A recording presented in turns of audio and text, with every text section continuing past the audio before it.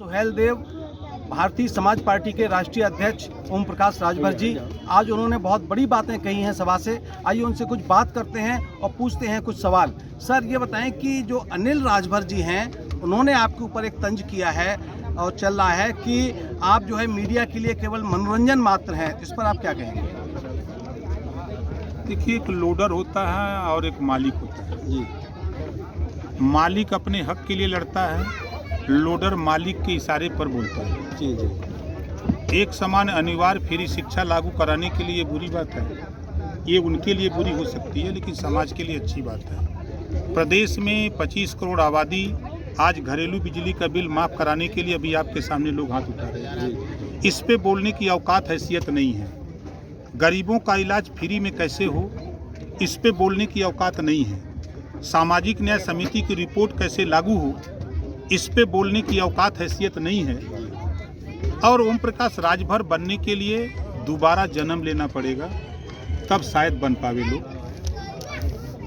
अच्छा, ये एक सवाल ये है कि आपने अखिलेश यादव जी के बारे में कहा है कि इनके परिवार में आधे शूद्र हैं, आधे क्षत्रिय हैं। इसका क्या मतलब है? बहुत ज़्यादा चर्चित है। नहीं, आप देखिए, उनके परिवार में क्षत्रिय परिवार से लोग गए हैं, है ना। जब क्षत्रिय परिवार से गए हैं तो पहले वो तय कर लें कि दोनों लोग में दोनों शूद्र हो गए कि आधा आधा शूद्र है। इस नाते कहते हैं जिस परिवार में क्षत्रिय और भी हों, शूद्र भी हों, तो बंटवारा तो आधा आधा हो ही जाएगा ना।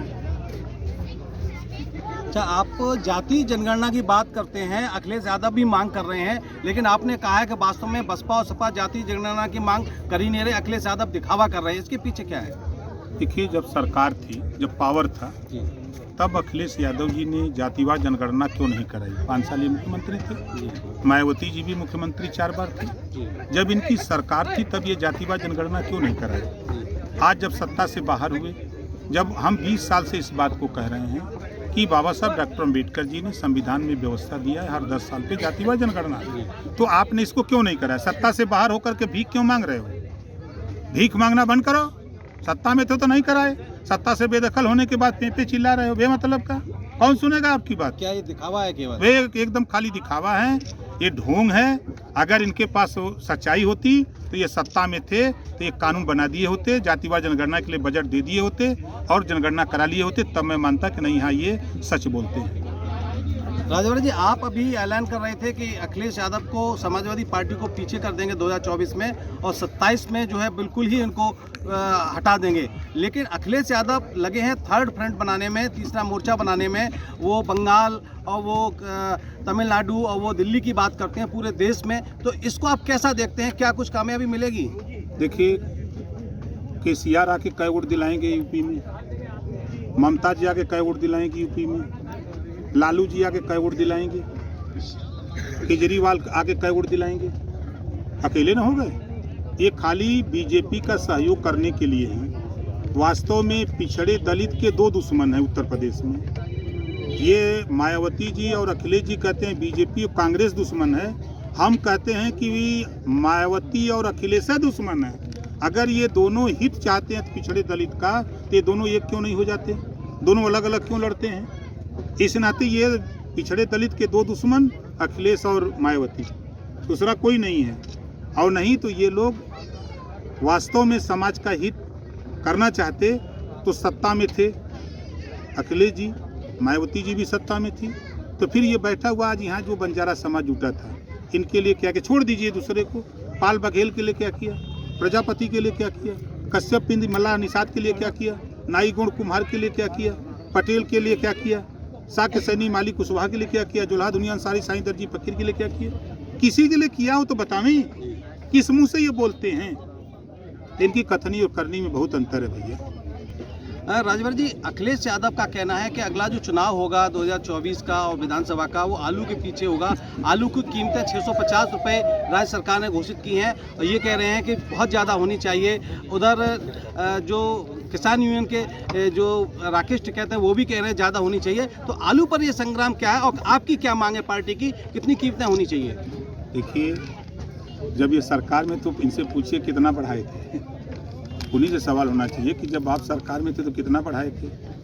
आपने ये फर्रुखाबाद एक आलू का केंद्र है और आपकी सरकार केंद्र को समर्थन में थी।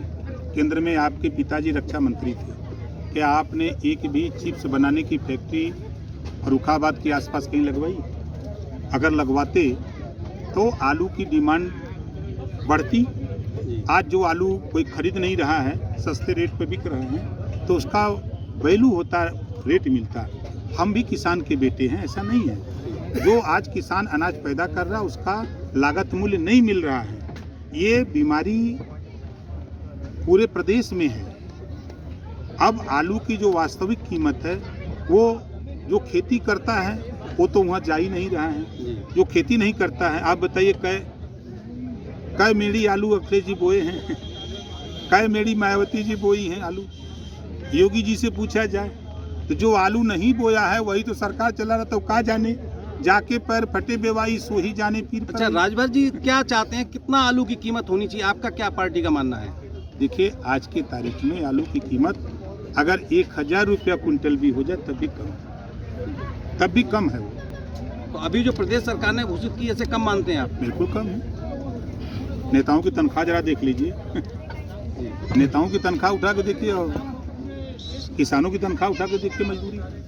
राजभर जी, अभी तौकीर रजा का एक बयान आया है जिसमें वो कह रहे हैं हिंदू राष्ट्रवाद की जो बात की जा रही है उसके हिसाब से तो खालिस्तान की मांग भी सही है, और वो कह रहे हैं कल को मुस्लिम भी जो है मुस्लिम राष्ट्र की मांग कर सकते हैं, इसको बहुत हानिकारक बता रहे हैं। इस तरह के बयान को आप कैसा लेते हैं? ये लोग मुसलमानों के दुश्मन हैं। जितने भी मुस्लिम लीडर हैं ये मुसलमानों के दुश्मन हैं। जब ये सरकार रहती है, जितने भी मुस्लिम लीडर हैं, चाहे वो कांग्रेस की सरकार में रहे हों, चाहे बीजेपी की सरकार में, चाहे बसपा की, चाहे सपा की, आप बताइए कि आज़ादी के बाद नौकरियों में मुसलमान 38% था, आज 1% नहीं रह गया। ये नेता लोग क्या करते हैं? यही खालिस्तान, पाकिस्तान, हिंदू, मुसलमान, यही न करके खाली वोट लेके एमएलए भी बनते हैं। ये हिस्सेदारी की बात क्यों नहीं करते? हक की बात क्यों नहीं करते? ये खालिस्तान की बात करें, वो पाकिस्तान की बात करें, हिंदुस्तान की बात करें, कोई कुछ करे, इससे क्या मिलना है? समाज को रोटी, कपड़ा, शिक्षा, दवाई चाहिए। रोटी, कपड़ा, मकान, शिक्षा, दवाई की ज़रूरत है, उसकी बात क्यों नहीं करते ये लोग? ये अलूल जलूल की बयानबाजी बंद होना चाहिए। देश में जो जनता को ज़रूरत है उसकी लड़ाई होनी चाहिए। राजभर जी, राम गोपाल यादव ने अभी बयान दिया है जो उमेश पाल हत्याकांड हुआ उसके बाद कि वो अतीक अहमद के सीधे बचाव में है। वो ऐलानिया कह रहे हैं कि उनके बेटे की हत्या कर दी जाएगी। वो इस तरह के जो एनकाउंटर्स हो रहे हैं उन पर भी सवाल उठा रहे हैं, तो क्या कहेंगे ओम प्रकाश राजभर इस पर?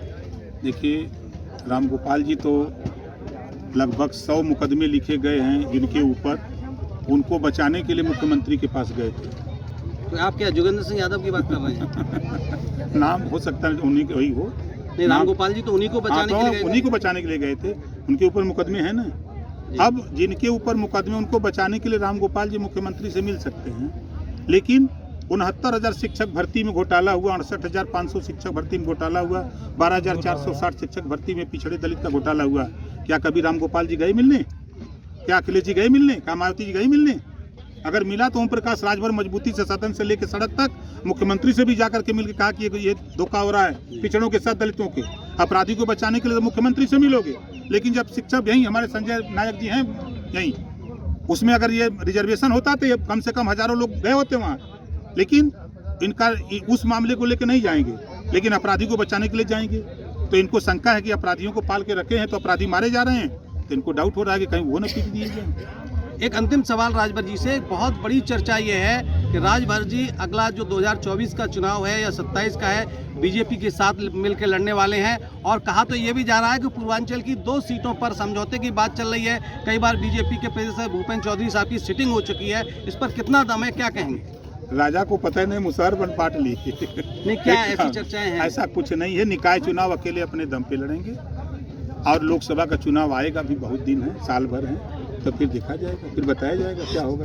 राजभर जी को हमेशा किंग मेकर माना जाता है। अभी आपने समाजवादी पार्टी पर दाव लगाया था लेकिन वो फेल गया, तो क्या बीजेपी को एक खेवन हार के रूप में, अपना सपोर्ट के रूप में समझ सकते हैं? ये उनका विषय है, हमारा विषय नहीं है। हम जो वंचित समाज है, शोषित है, उनको जगा रहे हैं उनके हक के लिए कि जागो तभी सवेरा है। हम इनके विषय में अभी 5 मंडलों में महिला हक अधिकार महारैली हम लोग किए हैं। आधी आबादी उनकी है, लोग 75 साल से उनकी सुरक्षा की बात करते हैं। भारतीय समाज पार्टी चाहती है कि भाई उनको 50% लोकसभा विधानसभा में सीटें आरक्षित कर दो। वो खुद चुन के जाएंगी तो लड़ाई लड़ेंगी। उनको नौकरियों में 50% आरक्षित कर दो सीटें, चाहे प्राइवेट हो चाहे सरकारी। उनको शिक्षण संस्थाओं में महिलाओं को 50% सीटें आरक्षित करो, फ्री में उनको शिक्षा देने की बात करो। तो ये सब चीज़ें लेकर के हम लोग जनता के बीच में हैं, जनता से तैयार करें। जनता जिस दिन तैयार होगी, जनता जो कहेगी उसी काम को ओम प्रकाश राजभर करेगा।